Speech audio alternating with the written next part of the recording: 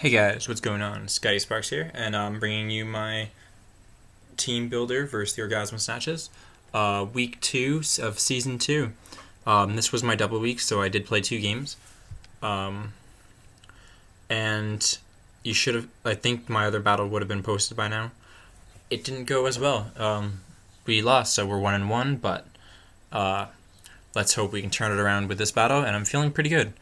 Um, Going through her team, Tapu Lele, I'm really happy she picked it because I know there's a lot of people from last season that wanted Lele, and it is a powerful mon, and I'm more of a fan of the powerful mons being in the newer player hands, just because I don't know. To me, like, if Sean had Tapu Lele, then I would be very scared of his team. But because talking about it a bit, it's a very powerful Pokemon. Um, she didn't have quite a handle on how to use it yet, but give her a couple weeks. It hits like a truck, Psychic Fairy Stab with a Psychic Terrain. I think I get some coverage. I don't know what coverage exactly, but really you just click Psychic and just kill things in front of you. So that's scary to face. Alolan Muck, another Pokemon that I'm scared about. It's very bulky, very powerful, has some good abilities and Poison Touch and Gluttony. 2 moves that can either keep it alive longer or can screw over my team with Poison Jab. Rotom Wash, another Pokemon I hate facing, just because it's so bulky and it has Will-O-Wisp, even though Burn's been nerfed a bit. The good part about Burn being you have the attack drop is still there, so that's something I do not want to face. And although Excadrill is a really good counter to Rotom Wash, with Mold Breaker, you'll see I did not bring Mold Breaker, and there's a pretty good reason. Her Mega is Aerodactyl, a very fast, very hard-hitting Pokemon, good Pursuit Trapper, good Rock Setter. I wish it had a better flying move. It only has Wing Attack or Aerial Ace, but what can you do? Metagross Mega was banned, but Metagross was still draftable. Bullet Punch, bulky, very hard hitter. Something to worry about, whether she brings it banded, setup, mon somehow. She could even run a berry, but I don't know if she's experienced enough to know what all the items do. But it is something to worry about. So it does say Klefki, but this was a recent change. In our battle, I believe it was Blissey, so I'm going to change that. My bad. I just pulled this from the recent thing because I've been away from it for a bit, so this is actually a couple weeks after we battled. Blissey, it's annoying. It's annoying. Like, if you only have special attackers left on your team, you're done, because Blissey's just going to sit there and stop boiled in your face. But it's pretty basic how it's run. Like, you take hits. That's it. Nidoqueen, Poison Ground, Sheer Force ability, Leftovers, or Black Sludge, defensive ability. Either is good. Very threatening Pokemon to face, for sure.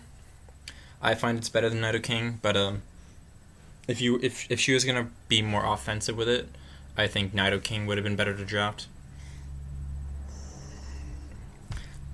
So I can assume that she's going to be more defensive with it, just because it's Nidoqueen, not Nidoking. Blastoise is one of her first pickup, because she had Heracross, I think, but the fact that she didn't have a Rapid Spinner was bad. So I'm pretty sure I'll see Blastoise this battle. Bulky Pokemon, Spin, Scald, pretty basic, but still hard to face. Slazzle, Fire, Poison. I really wanted to draft this on my team because during Sun and Moon, it was like one of the few mons that I was extremely excited about playing with. And you could only evolve it from a female, so I spent like 20 minutes trying to get a Slazzle or a Slandit that was a female type. And when you do that stupid Pokemon thing where you can like pat them and heal them, it does like the jazz hands, which is hilarious to me. But I didn't fit my team, so I felt that. And I picked up Infernape. I really didn't think I'd get Infernape. I had the third round pick. and I guess Entei and Arcanine were more prioritized over Infernape, so I'm happy about that. Jinx. No one really uses Jinx, but the fact that it's a good nasty plotter, has a decent speed, and Psychic Ice is a very good type coverage. So I mean, like, I don't know, like, she could bring it. It's something I'd think about drafting someday, just because it's a cool type, it's a cool Pokemon. But definitely something I have to worry about. Miltank, she's really good with Miltank. The bulky, Milk Drink, Stealth Rocks, probably Toxic, Body Slam, something like that. Defensive or special defensive, something like that. It's gonna be hard to knock out, but at least that's why I have Max Cloud, which I'll go into. And her final Pokemon's Raichu. That's her fast electric type. My team's pretty good with electrics, so if she brings it, she'd probably throw in HP Ice, and then Focus Blast for Excadrill, and then her electric moves. Could be Scarfed, could be Spexed.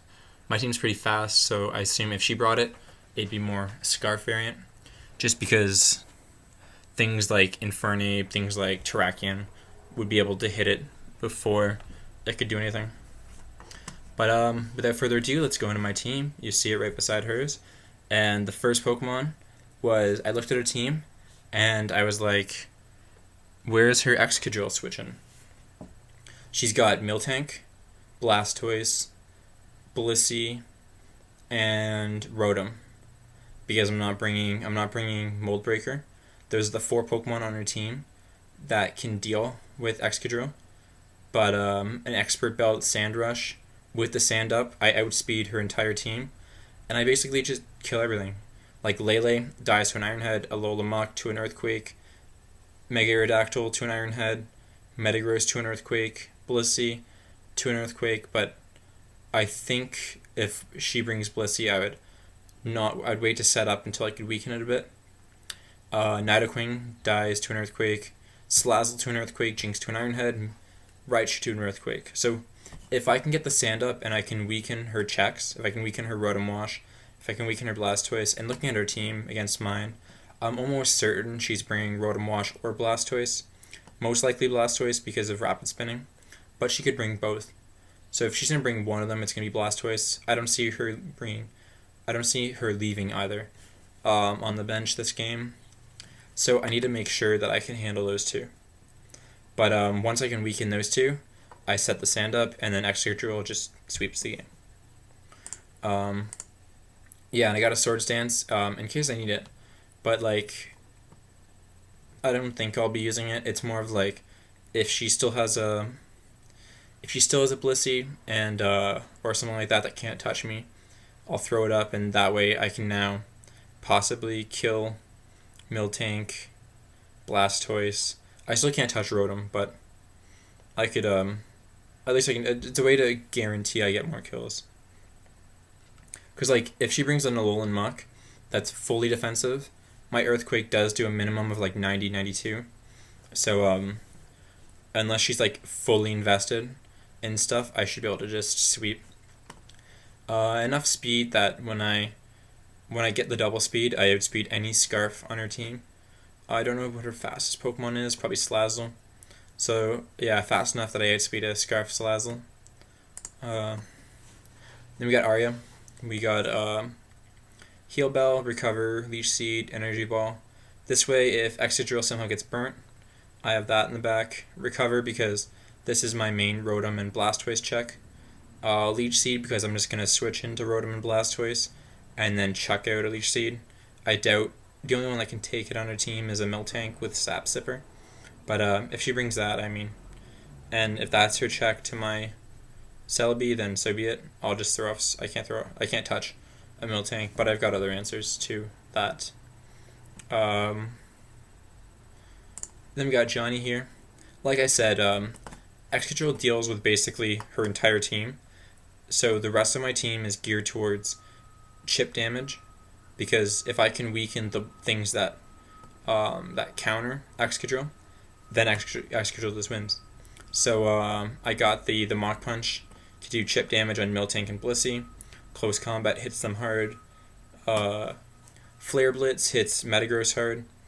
which is something that also is a problem. And then the Gracium Z allows me to do a hell of a lot of damage to either Rotom or Blastoise, which are switch-ins to my my Infernape.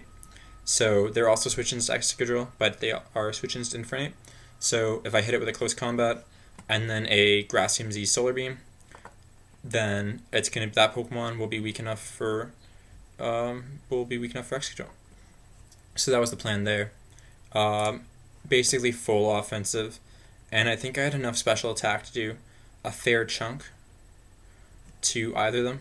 I don't think it OHKOs any of them, but it's enough to kill a massive chunk of health off them. We got Stanley here, my smooth rock setter. I put it on Dirtbag too, just so that worst case if Stanley dies, I still have the sand. But Sandstorm, Stealth Rocks, Close Combat, Rock Slide. Rock Slide, just a stab move really. There wasn't really anything else. It hits the Slazzle, hits the Jinx. But Close Combat, again, hits the Miltank and Blissey. My main check to them. And they can't really do much to me. And if he switches anything in on Stanley, it's not going to appreciate a Close Combat. Enough speed to outspeed her fastest Mon of base 100, which is the Miltank and Raichu. But no real attack investment because with 129 base attack, I mean, it's still going to hit hard anyways. So that's nice for this match, especially the Smooth Rock. Oscar, although she does have Alolan Muck and Nidoqueen, I thought Toxic Spikes would be good just because it could hit the Blastoise and Miltank and Blissey and lower their health down. Spikes, it just weakens everything on her team. So if she did bring a fully defensive Alolan Muck, it didn't matter that my Earthquake does a min of 90 because a Spikes will take off the 12% I need. Clear Smog prevents any setting up. This is also a switch into Tapu Lele. Or no, it's not a switch into Tapu Lele. My bad.